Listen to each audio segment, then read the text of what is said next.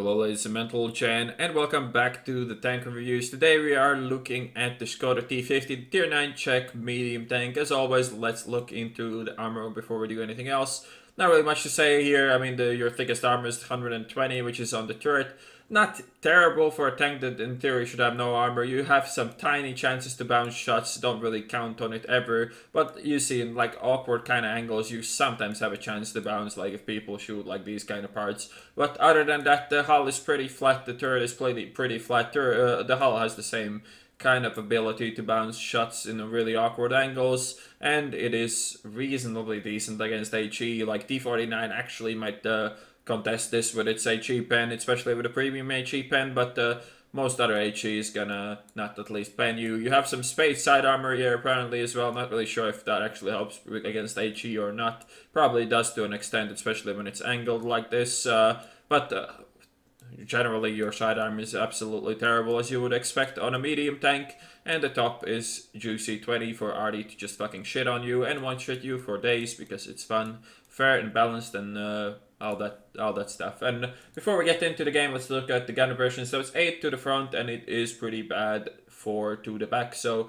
make notes of that when you try to do some silly shit and shoot behind your hull. That being said, let's go and look at the replay. And here is the replay, but as always, before we get into too much action, let's look at the stats. So 1615 health, top speed forwards 50, backwards 20, power to weight 26.25, tank traverse 42, turret traverse is 42. View range 400 meters, so pretty standard here. The health is a bit on the low side, but power to weight is excellent. The soft stats on this are not that bad, especially if you compare it to something like a T-54 E1, but if you compare it to something like a AMX-30 prototype, then it is probably not that glorious. But even then, the terrain resistances are definitely not bad at all. And we get to the firepower. This is the first of the Czech mediums that actually uses like a legit autoloader, apart from the Škoda T-40 or whatever the fuck the Tier 6 was. But anyways, this uses a 3-shot autoloader, 320 damage per shot. The reload time for the mag is less than, well, it's 22 seconds base, but you can get it down to, I assume, like 1918. I don't really remember. That makes DPM stock value 2,250, which is not great, and you cannot mount rammer on it, so it is not gonna be great and you can't really do anything about it. But the aiming time is at 2.2 with a 0.35 accuracy, which is not half bad at all. And probably one of the best parts about this autoloader is that it packs 248 pen, unlike the T-54 E1, which is significantly less than that, which makes it one of the only autoloaders below tier 10 that you can legitimately play without spamming a lot of gold, unless you really like to do shitty, especially if you compare it to 210 pen on the T-54 E1, which is obviously much worse. And one more thing that needs to be added is that this tank shoots APCR with all the advantages and disadvantages that come from that. So we get right into the action in this game. Our Batchet played extremely aggressive and got fucked for it, but we did manage to kill their Batchet and the Ruffle for it, so it wasn't a terrible trade.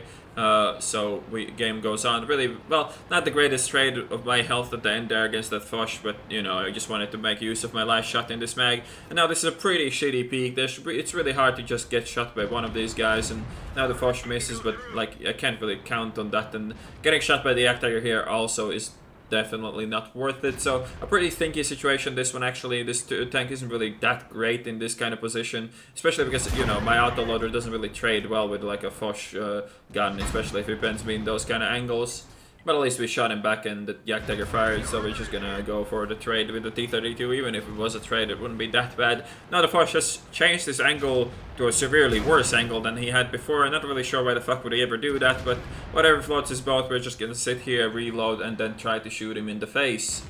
And here he is overcommitting once again to shoot the Patton, and I should have all the time in the world. Well, I kinda didn't, but the thing about the Foches is that their fucking armor profile is so terrible that you can actually do damage through a front track, which is just ridiculously stupid. And I do end up picking up that kill as well. And right away you can see that this tank has insane potential when you're 1v1ing or even 1v2ing. This tank, the 900 damage you can dish out. One thing I forgot to mention the stats is that this tank reloads between shots in 1.8 seconds, I believe it is for this.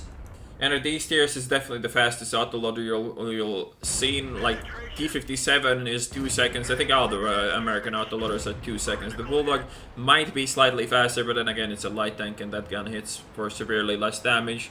I did fuck up the last shot here on WZ, but still nice 600 for free for me. As far as the playstyle goes for this tank, it's pretty standard for most autoloaders. Like, you just want to catch out people out of position. You can't kill them with this, but you still trade extremely well. Obviously, with a quick shot reload, well, the quick in-between shot reload, and the generally not so bad reload, not so bad DPM, especially for an autoloader. And the tank is fast as well, so it allows you to relocate and reposition to find better targets and do more damage. So this tank definitely has a raw quality of just how good the gun is. The amount of penetration you have, I mean, it's not quite the top tier level of, you know, tier 10s, like what the AMX-30 gets and so on, but it definitely is above average for tier 9 for sure. So most of the time you can get away without spamming premium. There's some tanks obviously are worse than others, like Penning IS-7 lower plates can just be fucked up because of the 25% RNG that is in this game. And now my thought process here is like, even if I go for the IS-4, even if I somehow manage to pen all my 3 shots, he's still not gonna die. The E1 is unlikely to do any damage to him, and then I'll be in the same position that the E1 is now, where I have to deal with an IS-4 in close range. But at the same time, my tank is much faster, so I probably should have gone for this right away. I could always just put my tank behind houses and try to track the IS-4 and not to get fucked that way. But either way, it kind of works out, kind of doesn't. I mean, the E1 dies, but there was not really much I could do about it. And now I'm gonna go with gonna go for the reload now, because he is a kill for me in one clip, so there's no point to really sit on that one shot, because that really doesn't do anything for me, as I do need to kill this IS-4 as quickly as possible. The equipment choices on this is medium standard ram reverse stab and coated optics. Got a really kind of lucky shot in there. Maybe I should not have gone for it. It was really risky, but no, I just don't care. I need to do this damage. I need to kill him. I can't be bothered. This is the best way you'll ever find to shoot an IS-4. Just straight into the roof of the turret. There's like 20 armor there, and he has no chance to bounce it if you can aim it well, and that was my best shot to kill him, and I did. So now we're gonna go back to the middle and support the rest of the well, try to kill the rest of the enemy team, really. And for the crew skills, there's nothing really that important to mention here. It's a regular medium tank, so go for the good skills, repairs, smooth ride, snapshot, camo if you want, and brothers in arms when you can, I guess. So nothing really special about these skills at all. And now the Jagdpanzer and the E-75 are both extremely likely to be looking the other way. The bad news for me here is that I'm a one-shot even for the E-75, but luckily they didn't kill the Jagdtiger, so it's unlikely that the Jagdpanzer would be looking at me at this time. So I do get the shot on the E-75. I should try to go for the tracking shots on the Jagdpanzer. He's not a threat to me at all, because, you know, doesn't have a turret, so nothing really much he can do here, and I can just try to go for the tracking. Didn't really expect him to turn that way, but that doesn't really matter. We got the double track here, so our 18-second reload in general, like we have to like dodge him for like 10 seconds. Here's a pretty bad attempt to try to keep him tracked. I shot him in the other track, so it's kind of weird to ram in the different track. I might have made the other track yellow, but the track that was yellow probably was much easier to keep red than the other way around. Now anyways, we do get another tracking shot here, and we do set him on fire as well, because fuck Jagdpanzers, and yeah, that's GG. So here's the end plate. 3,356 experience without premium count, but with double. I ran out of premium, I guess. Ace tanker, high caliber, 6,193 damage done, 1,556 assisted. Picked up 5 kills in the end as well, and 1,637 base experience without the double. So Škoda T-50, yay or nay? Well, yay. I mean, this tank is a bit ridiculous. It's definitely one of the top tier 9 premiums. It definitely is up there with the AMX-30, with the T-54 as one of the best tier 9s in the game at the moment. It has its shortcomings when you play it solo. It can be kind of frustrating to play it with the 900 damage. You can't usually like kill your enemies, so as long as you don't have a solid cover or your teammates to fall behind, you often can just get fucked, because, you know, you have an autoloader, and if you fight more than one enemy at a time, it can be really frustrating. But in general, this tank definitely is one of the best tier 9s. So, yeah, nothing really else to say. I hope you guys enjoyed this review, and I will see you on the next one.